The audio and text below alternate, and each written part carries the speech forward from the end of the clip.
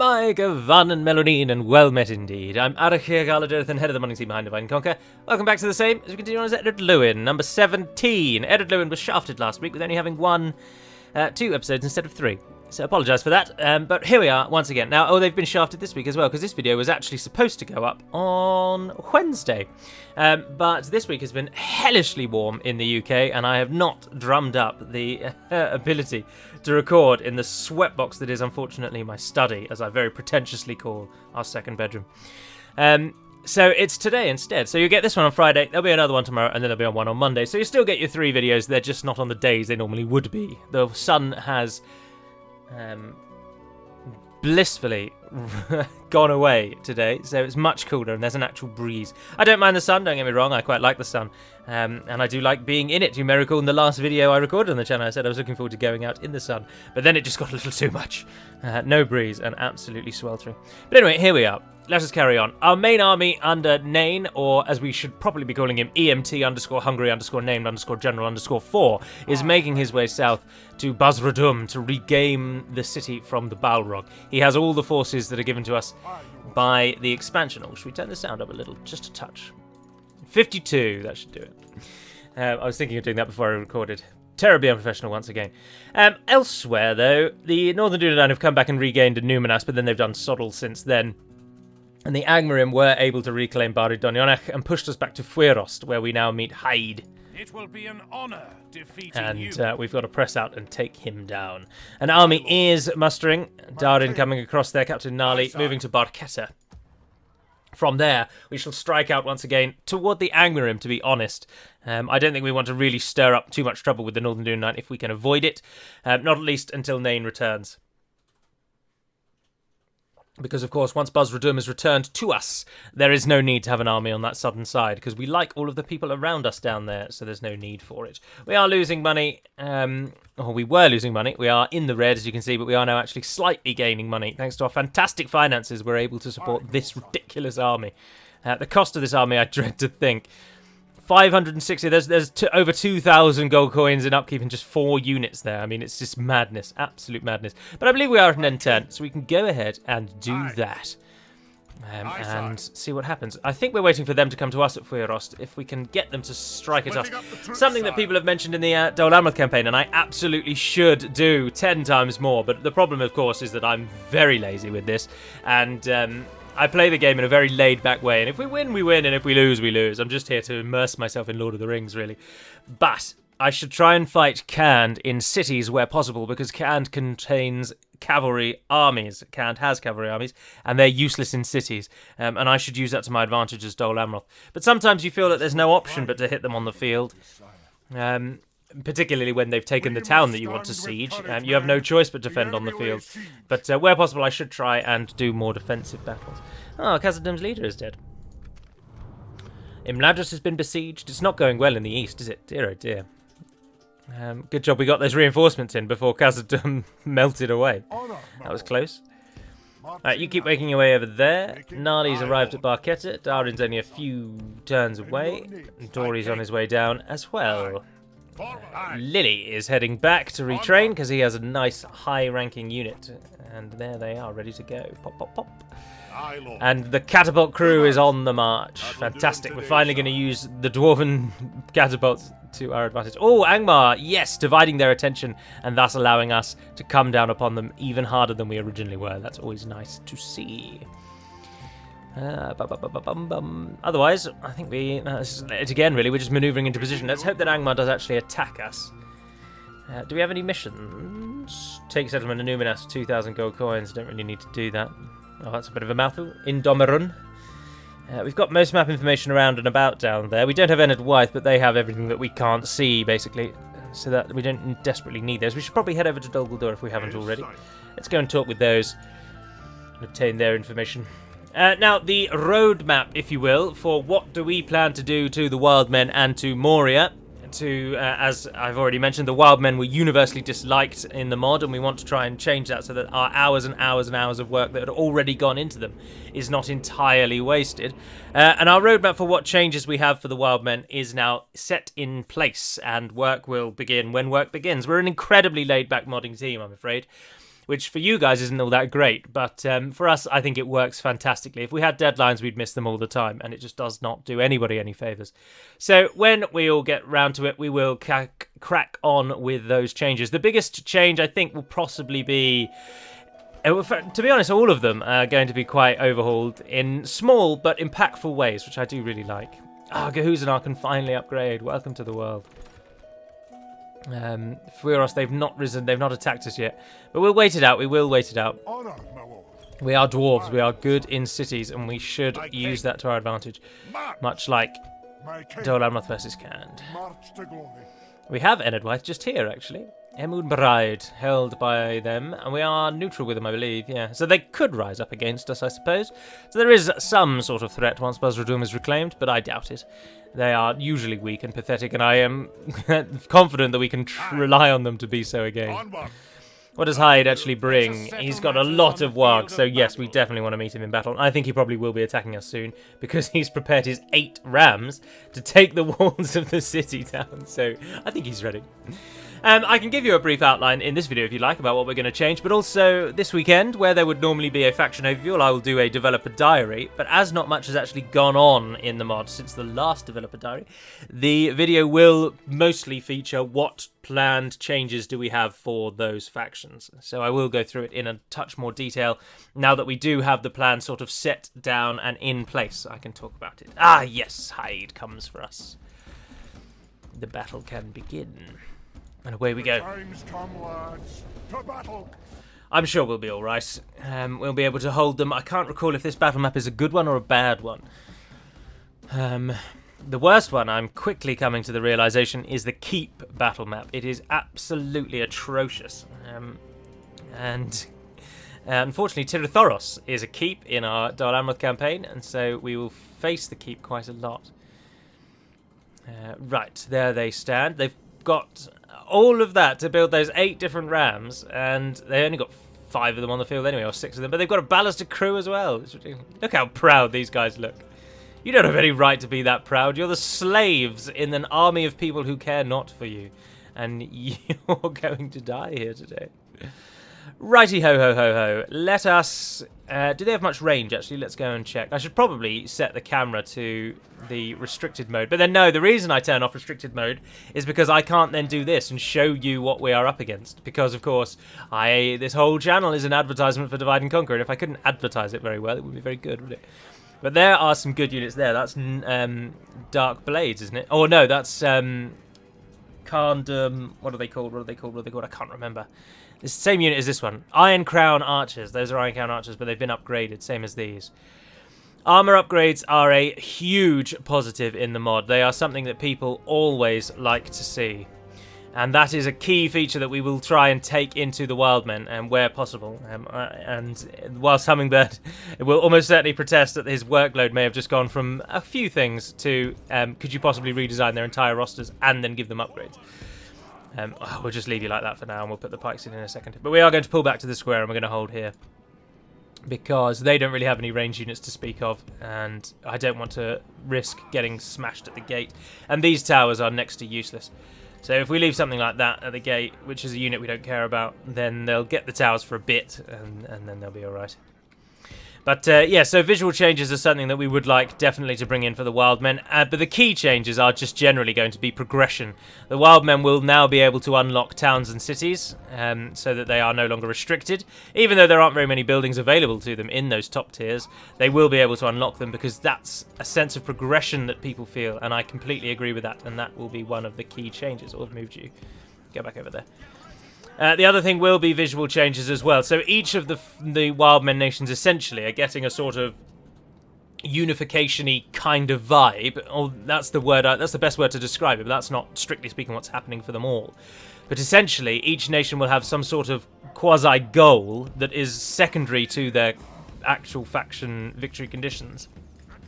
And in completing said goal, your nation will sort of rise anew as a unified. So the clans of Ered are a fantastic example of this. We're going to feature more heavily on the fact that they are actual clans, and units are going to come from different clans, much like Rune and Harad, and they'll have a very distinct visual from each clan. So each clan might have its own sort of colour scheme, but specifically each clan will have its own kind of iconography, and that will be present on each unit, so that you get a real feeling of your clans standing together. However, then at a certain point when you have reached the sort of peak of your clan conquests and all of the clans fight with you, you then go on a sort of a really basic and simple mission to essentially unify all of your clans into an actual standalone nation, with the premise being that in this world of total war, you realise that if you remain little fisherfolk hiding away in the middle of nowhere out in Minhiriath and Enedwaith, you will quickly be walked over by whoever around you chooses to do so, be that Isengard, Sauron or Gondor. So standing together and forming a nation is your best bet at survival, and that is the premise for the Enedwaithians. And then once you form that sort of united clans of Enedwaith, if you will, that's the point that you unlock your cities and your towns, your visual upgrades for many of your units to give a more uniformed look, and some actual elite units. We take on board very much the point that one of the biggest problems with Enedwaith is progression, be that cities and towns and your armies. You don't have that late game elite army that everyone strives for. Why would you want to play a nation for 200 plus turns when the most elite unit you're going to get you unlocked at turn 10? You've got nothing left to see, have you? And I can completely understand and get behind that.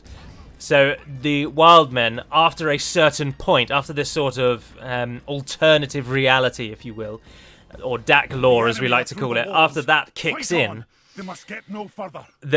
then you have the ability to train real elites that will actually be able to go toe-to-toe. Now, by making that extra check, by adding that kind of barrier, it separates you still from the nations that get elites the normal way.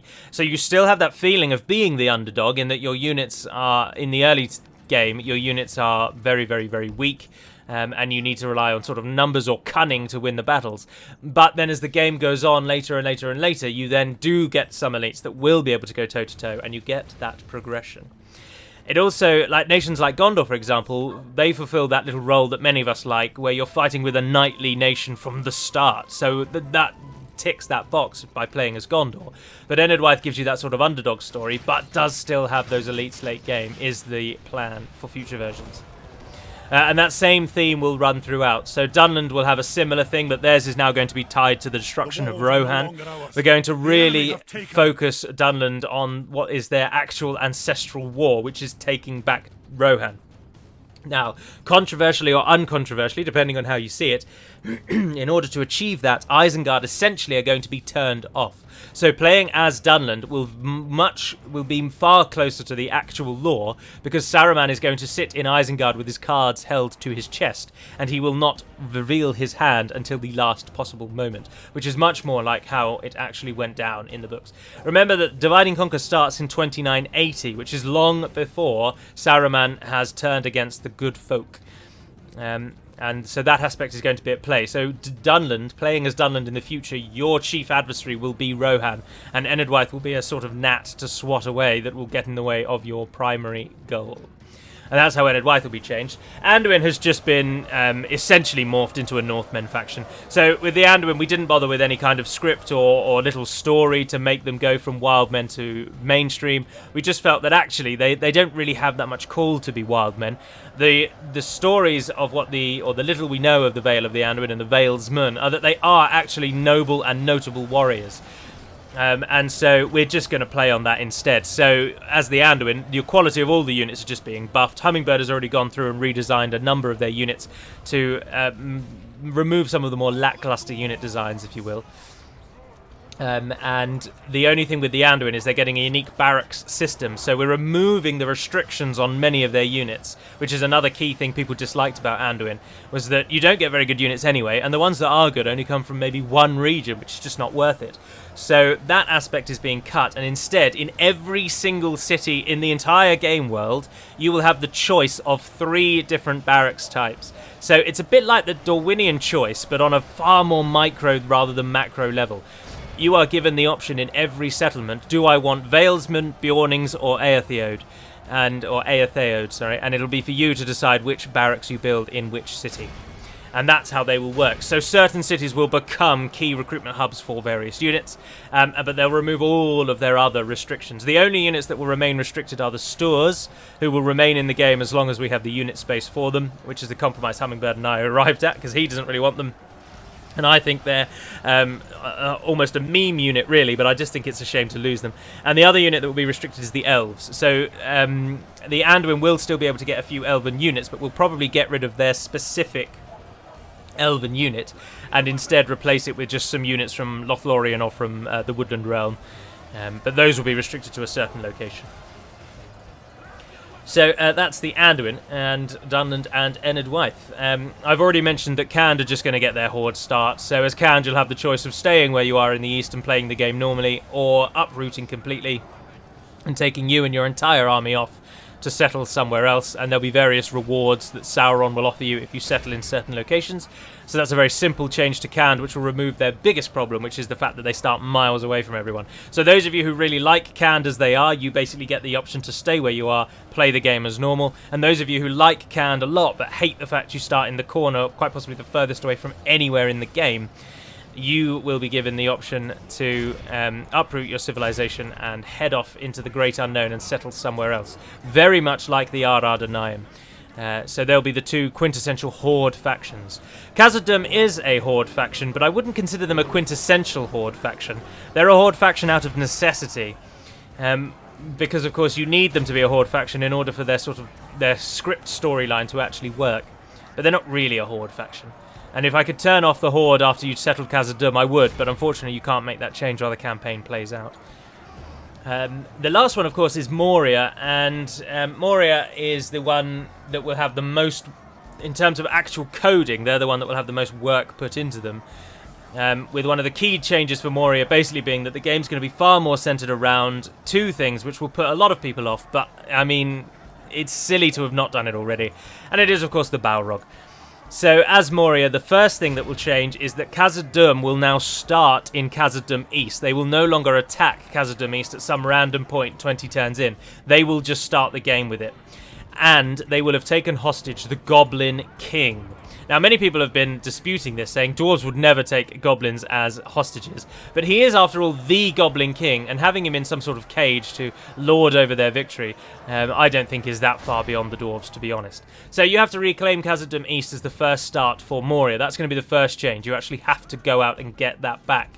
Balin's expedition has already succeeded, as it did, and you are the ones going out to get it back, which again actually happened.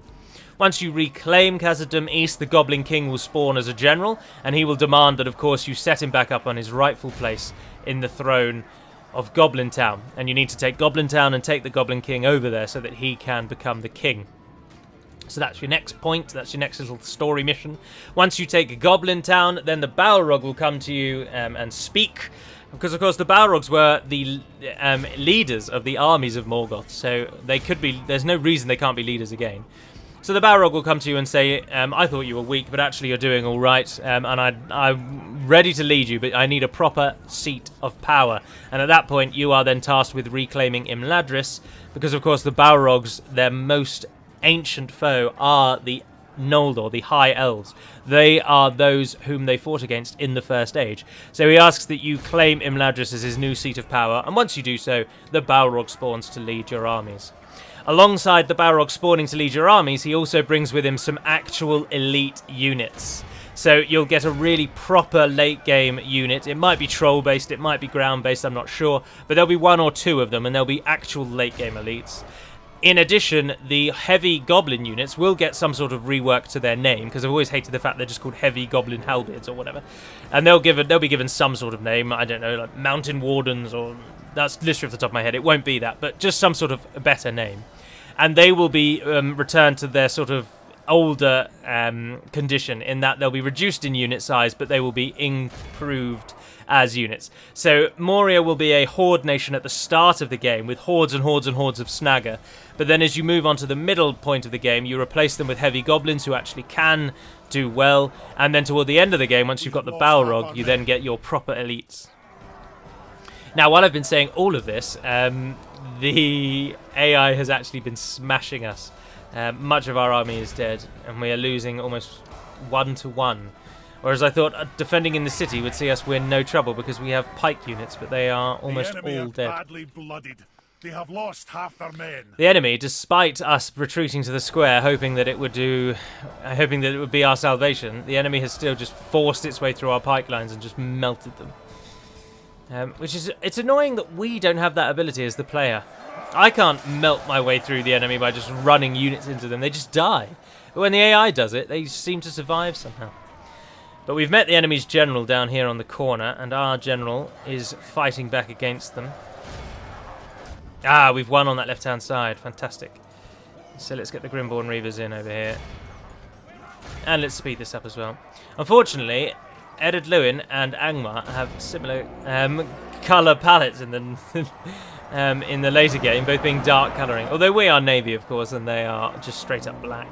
I know many people do ask, why aren't the banners on? And to be fair, it's just something that I've gotten so used to doing, I've never paid any attention to it. I think the first time I ever played Third Age Total War, the banners were just turned off. And so I just assumed that was the natural way of it. And I've never actually really thought, hang on, there are banners in every other Total War game. Why aren't there any here?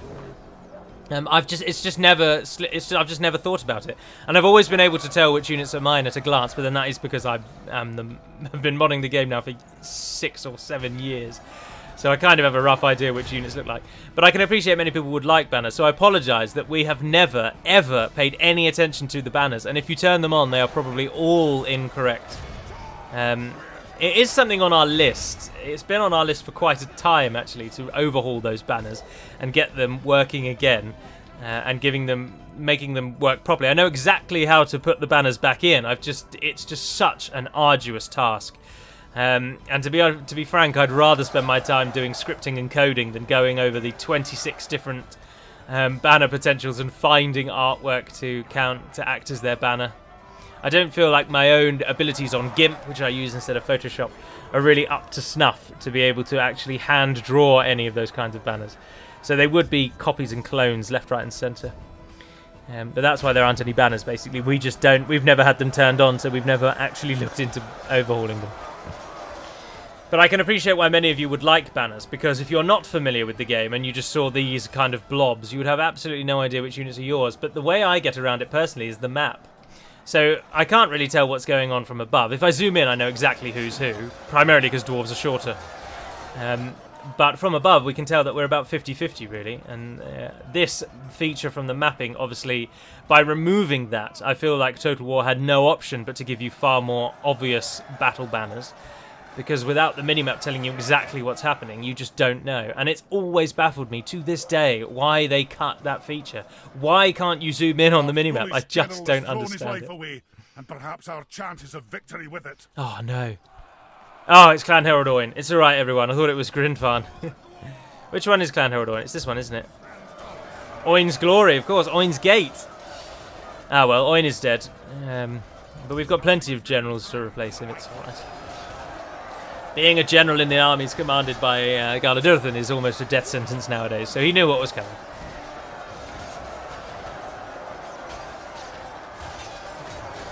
These witch knights are taking forever and a day to die, though, aren't they? Let's go back to times 6. Have we won here yet? Oh no, look, we're getting surrounded. What is beating us down? It's bloody Iron Crown units, isn't it? Of course it is, because this was our only middle tier unit. These units are all garbage, so I'm not surprised that they've done better than us. We need to train a real army and stop trading these militia. If we remain true and steadfast, victory will be ours. I mean, I don't doubt that we will win. I have no doubt that we will win. But we've taken a right beating because Angmar are starting to bring their late game units. And Angmar is actually a good faction now, hence why they were not downvoted. Angmar were in quite a good point, I thought, on the faction poll. Far more liked than they were disliked. Now, saying, thank goodness it wasn't Grinfarn, he might actually die, because he's now cut off. But they're only longbowmen. The longbowmen are beating us in melee. We're Grimborn Reavers, for crying out loud.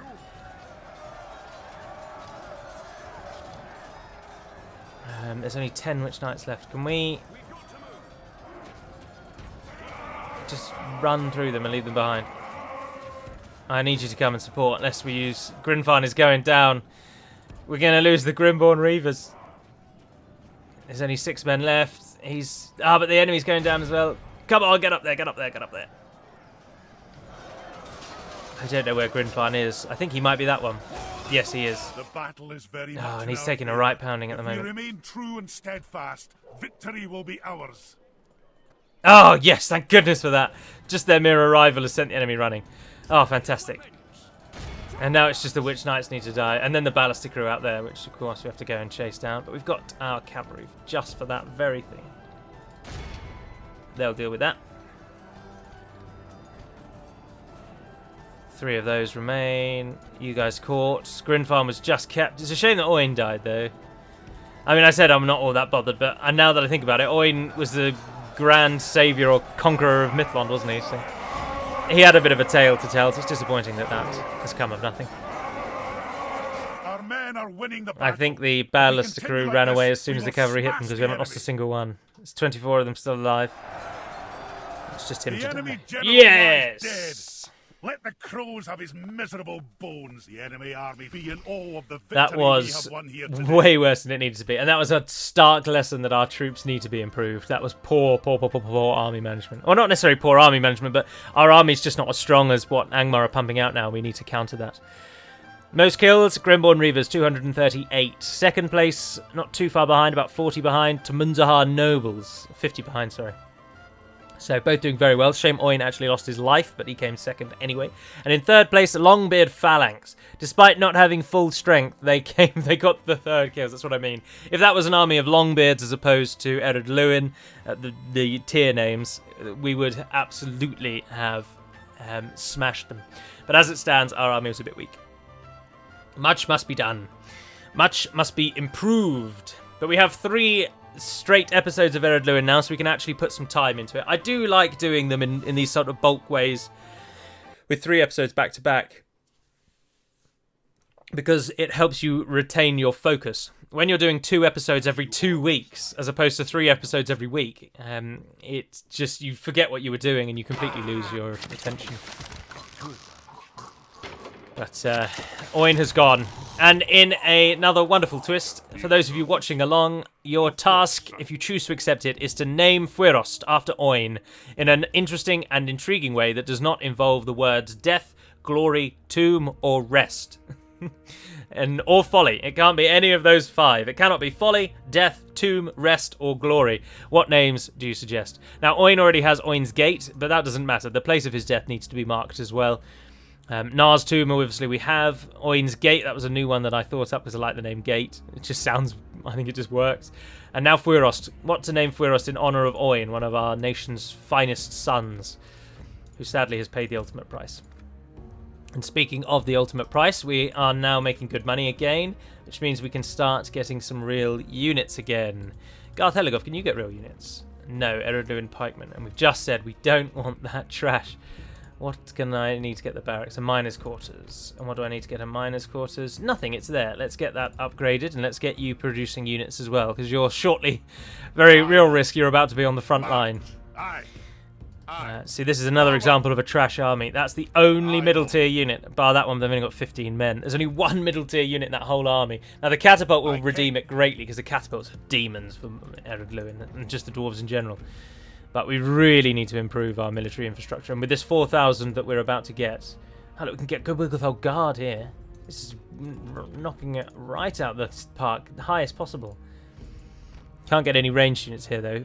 Crossbow would be nice. Are they available in the listing? Practice range, yes it is. But we're getting a catapult maker there. And try for a practice range. Kahuzanar's upgrading. And it actually is. Oh, that's good to see. You also can change to Garth Helligov. I often do go with the theory that just as many units as possible are necessary, but I think what we desperately now need to consider actually improving the army. Oh, I've accidentally changed you to a very high tax rate. The Barketan army I think will do all right. What was that building I just lined up? An armory? No, we don't really want that. This place isn't that near the front. Crossbows and Pikes. Now, the Pikes are worthwhile, even the early tier ones, to be honest. I think they have merit in training those, and Firebeard Warriors are good as well, particularly with their armor-piercing attack. Good on the flanks. Crossbows are always useful. Well, it's just the militia and the labourers. We need to steer clear of these because they're now massively outranked. The Firebeards only really have a niche role to play. Honor, my lord. They must be used on the flanks, strike infantry kind of role, but they still have a role. It would be really annoying if Angmar takes a Numenor, so I really need the Northern Dundine to hold that. And I don't think we want to risk losing... we can leave Glein there. Glein, are you part of our family tree? Let's have a look. It was Oin that just died, wasn't it? Oin. There he is. He was an actual blood relative. The new faction heir is Clan Herald Nuris, who is the actual blood son of Kuri, who I believe was adopted, though. I can't remember. No, I think he might have been a blood son as well. So I think Nuris is actually the blood great-grandchild of our current faction leader. I just prefer having blood relatives. Call me Supremist. Clan Herald Oin. New faction in Nuris, and there we are. He's got the Dwarven Axe, which gives him renown and acumen. We're still being plagued by Imladris. Our diplomat still cannot reach Imladris. Ah, yes, we just can now. We shall Fantastic. listen to your proposal, but do not expect much. No. Oh, come on, you know you want a ceasefire, you moron. Let's not. Oh, Elrond. Fruitful. We'll get him next time. Well, maybe we'll pay him a bit of money, because it'd be nice to have him our ports back. That would be a very welcome change. And particularly because then his ship, which is one of the highest ranking navies I think I've ever seen in this game, that will be able to take down the Angmar fleet, which is definitely knocking around here. And I think he has already killed the Angmar ship, actually. So that's handy. We also have the quest for the Dwarven relics, don't we? Are we supposed to be sending a spy or something down to Edoras? I've completely forgotten to do that. And we also need a boat to head out to this island. But again, I haven't been able to do that. And we need to kill Aragorn, who again, I have not been able to kill. Awaiting your command. I think it's a spy or a diplomat we have to send to Edoras to unearth the horn of Eol. But for now, I think we're at an end term. But what I actually think is that I'm going to end the episode there. So that is the end of today's one. But as I say, there'll be another video tomorrow. And then there'll be the developer diary going into a bit more detail about the Wildmen and Moria and Canned. That'll be on Sunday. And then Ered Luin again on Monday. And then we'll have a look and see where the channel's going to go after that. I do need to do the lore video on the Nirnaeth Ernoidiad, but I just haven't found the desire to do it at the moment. So I apologise for that. But until we speak again, dear friends, Navarre na den Peribad Melonin. And farewell.